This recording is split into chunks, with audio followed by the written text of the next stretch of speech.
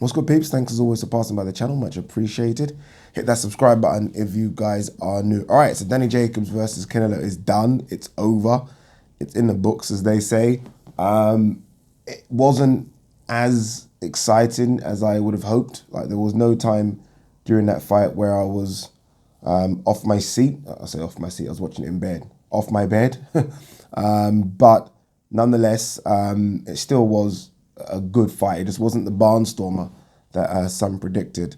I think that's more down to Danny Jacobs. I think I expected a bit more, just a bit more, 5%, 10% more from Danny Jacobs, and thus it might have turned into that. But that didn't happen. Before we touch on about the fight, let's go to the scorecards. A few people on Twitter are not too happy about the scorecards. Just for those that maybe didn't know the scorecards or didn't watch the fight or haven't watched the fight yet, the scorecards are 115, 113 twice and 116, 112. I have absolutely no problem with those scorecards. Yeah, I can't believe I'm saying it. A Canelo fight with no problem with scorecards, but I don't. I have absolutely no problem with those scorecards. I actually had it 115, 113 to Canelo. So 115, 113, 116, 112. To me, it's fine. A few of the rounds were close and could have gone either way. 115, 113 for me is a true reflection of the fight and how it played out. And I think that's close enough. And I don't think anyone should be saying that Canelo gets favourable decisions from judges, especially not in this fight. I mean, we know the history, right? But in this fight, no. Someone did say they thought that Danny Jacobs maybe could have got a draw. Maybe. I mean, but we're reaching. We are reaching. And I guess whoever wrote that tweet is probably a big Danny Jacobs fan. And thus, when you're scoring a fight, you're just looking at what Danny Jacobs is doing rather than looking at what Canelo is doing. And Canelo was doing some very, very good stuff in there. So for me, happy with the scorecards. Let's move on from that and let's talk about the fight itself. The fight itself, in fact, before we talk about the fight itself, we need to start giving credit for how good a boxer, an intelligent boxer, Canelo is, right? I think the story with Canelo always seems to be Canelo, judges, favorable, blah, blah, blah. You know the routine, right? Rather than it be Canelo, fantastic boxer, elite boxer, pound for pound boxer. That needs to be the narrative right now. The history with the judges' scorecards isn't necessarily Canelo's fault, right? That's the people behind him. So that's the promotional team, the management team, and whoever else is funding Canelo behind him. That's not Canelo. Canelo goes in there and boxes tremendously well. And I think for a few rounds yesterday, his boxing ability caused Danny Jacobs, I say yesterday, in the early hours of this morning, his boxing ability caused Danny Jacobs a hell of a lot of problems. A hell of a lot of problems. And I don't think Danny Jacobs knew what to do. I don't think Danny Jacobs knew what to do, particularly the first few rounds, right? I saw some people talking that Danny Jacobs maybe should have thrown more punches. Maybe so. And look, you have a point there. But when you are throwing punches and you're missing, as Danny Jacobs was, it does make you more tentative to throw him again, right? You start to think a bit like, if I throw this, I'm going to get countered. And he was being countered, right? That jab from Canelo was working quite well. So I could understand in the early going why Danny Jacobs was trying to figure it out, right? He was trying to figure out, what do I do here?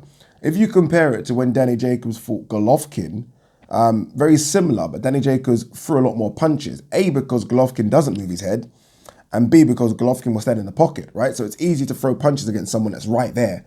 Canelo wasn't right there all the time. Canelo was like that from side to side, and it's just a bit confusing for Danny Jacobs. What he did do well, and I think he's going to go home, watch the tape and regret this, is that when he went into southpaw, I think he was better. I think when Danny Jacobs switched up to southpaw, he caused Canelo a few problems, right? It's almost like Canelo then had to think of, okay, how do we work this out? So he almost threw the question back to Canelo. And then for some reason, he switched back to orthodox. I don't know. I don't know why he did that.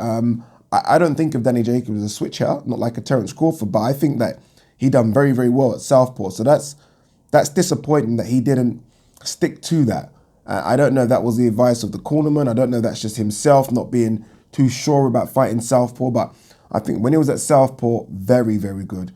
Orthodox, not great. Volume, not great. Did he mix it up enough? I don't think so. I don't think so. A lot was made about him obviously missing the rehydration clause, coming in at, 173, and then coming into the ring somewhere, I think, nearly 185. So he was the much, much bigger man. I don't think he used that. I don't think he bullied Canelo enough. But I think that's more down to Canelo rather than him, which is why I don't want to give him too much discredit, and I want to put the credit on Canelo. Canelo's boxing abilities are very, very underrated. We're talking about a guy that has a very, very high boxing IQ, and that comes from experience, right? You look at the guys that he's been in the ring with, and you're going to get that. You're going to get that experience. I mean, GGG twice, Floyd Mayweather, Shane Mosley, Lara, Cotto. He's been in there with guys that have fantastic ring IQ, and he's been able to hang with them, right? So right now, he's just firing on all cylinders. I mean, it's difficult to see how and where you beat him now, right? How you beat him now is very difficult because not only does he have, I think, good boxing ability, again, his speed's underrated. His foot movement is underrated as well, by the way.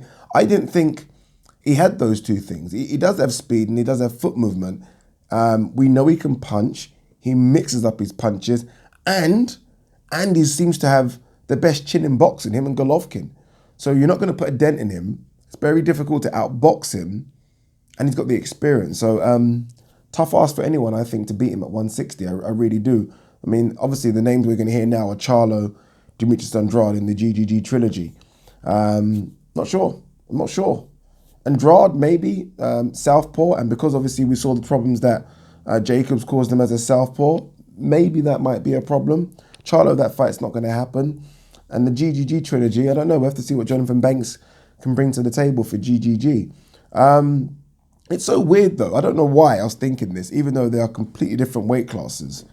But I was thinking of, like, a super fight in, like, I don't know, a couple of years. Again, this is me way overthinking it. And you guys can shut me down, and I fully understand why you would shut me down. But for some reason, I was thinking about Errol Spence versus Canelo. I don't know why. I was just watching that fight and thinking, I don't mind seeing Errol Spence against him.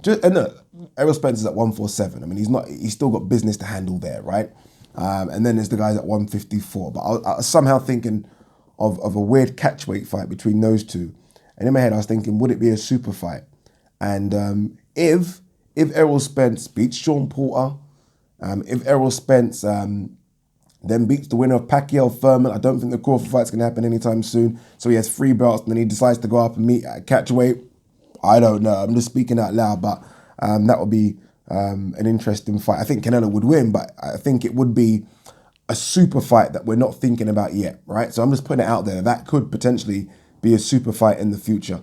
Neither men are very old, so it could happen in a couple of years' time.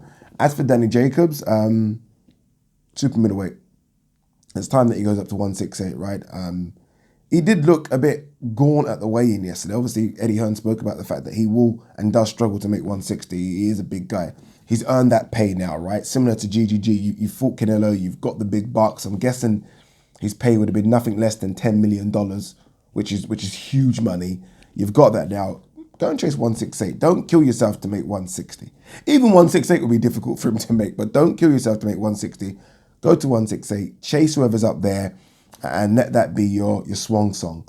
For Canelo, it keeps on rolling. It keeps on rolling. And I hope now, with that performance, because I'm very critical of him and judges, but I hope the narrative changes now, because this is the first fight, I think, in about, well, apart from Rocky Fielding, the first fight in about 5 or 6 fights, and Julio Cesar Chavez, but I'm thinking of the big ones, right? The big fights. This is the first time where there is no, for me, judge issue, right? All the others, there's been judges issue. Cotto, people complained about that scorecard. I did. Lara, definitely. Mayweather, definitely. Golovkin, twice, definitely. Jacobs, nothing. Not for me. Anyway, guys, what do you think about the fight? Let me know. Peace.